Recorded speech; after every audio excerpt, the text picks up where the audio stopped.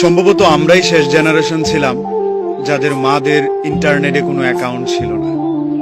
সম্ভবত আমাদের মারাই শেষ জেনারেশনের যারা পৃথিবীর এত হিসেব কিতাব বুঝত না। টেকনোলজির কোনো বাতাস তাদেরকে ছুতে পারেনি। তারা কখনোই বাবাদের সাথে তর্কে জড়ায়নি।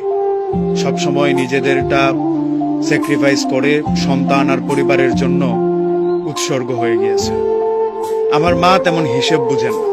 রুটি একটা চাইলে 3টা দেয়, ভার্সিটির জন্য 50 টাকা চাইলে শাড়ির আঁচল থেকে 100 টাকা খুলে দেয়। আমার মা অত কিছু বুঝেন না। আমার সিভি কি হলে ভালো হয়, আমার সিজিপি কত হলে ভালো হয়, এটা আমার মা জানেন না। আমার মা জানেন আমি ভালো আছি কিনা, আমি ভালো থাকছি কিনা। আমার মা ফোন দিয়ে অনেক কিছু জিজ্ঞাসার আগে খেয়েছি কিনা সেটাই জিজ্ঞাসা করতে বেশি পছন্দ করে। কোথাও গেলে বাড়ি থেকে পিছু পিছু হেঁটে রাস্তার কিনারায় আসা আমাদের মারাই বোধহয় শেষ জেনারেশন, যারা শাড়ি ছাড়িয়ে কখনোই আধুনিক পোশাকে নিজেকে মানিয়ে নিতে পারেনি। আমরাই বোধহয় শেষ জেনারেশন যাদের মার আঁচল পেয়েছি। এটা খুব দুর্লভ হয়ে যাবে আগামীদের জন্য, যারা মায়ের শাসনটা ঠিকঠাক উপভোগ করতে পেরেছে। সকালে মক্তবে না গেলে মায়ের ভয়ে পালিয়ে থাকতে হয়েছে হাফ বেলা।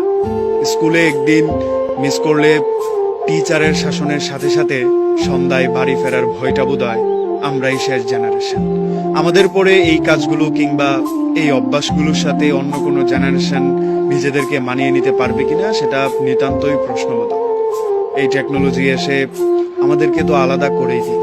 সারাদিন উপন্যাস ছেড়ে মোবাইলে ডুবে থাকা, মায়ের কথা শোনার বদলে নাটক দেখা বিষয়টা এখন অহরহ। কিন্তু মায়ের আদর, বাবার শাসন আমাদের মতো কেউ পায়নি।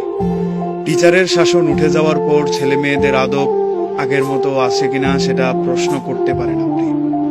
মা বকা দিলে সন্তান মাথা গুঁজে শুনে নিচ্ছে, এমন সন্তান এখন হাতে গুনে বের করা বিরল। এখনকার মানুষের দোষ নেই, কিংবা যারা বেড়ে উঠছে তাদেরকেও প্রশ্ন করার নেই। এটা সময় অনেক কিছু পরিবর্তন করে দেয়। যেই সময়টা আমাদের মাদেরকে হিসাব থেকে দূরে রেখেছে, আমি ভালো আছি কিনা, আমি পেট পরে খেয়েছি কিনা এই হিসাব কষিয়েছে, সেই সময় পেরিয়ে এখন বাবা মা সন্তানের রেজাল্টের উপর ডিপেন্ডেন্ট। ভালো চাকরির জন্য প্রিপেয়ার হতে পারবে কিনা সেটার উপর ডিপেন্ডেন্ট।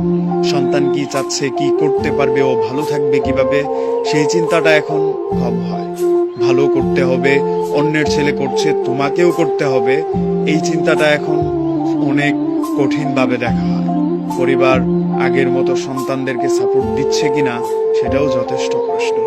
আসলে আমরাই শেষ জেনারেশন যাদের বাবা মারা এই টেকনোলজি আর আধুনিকতার ছোঁয়াতে বিপন্ন ছিল।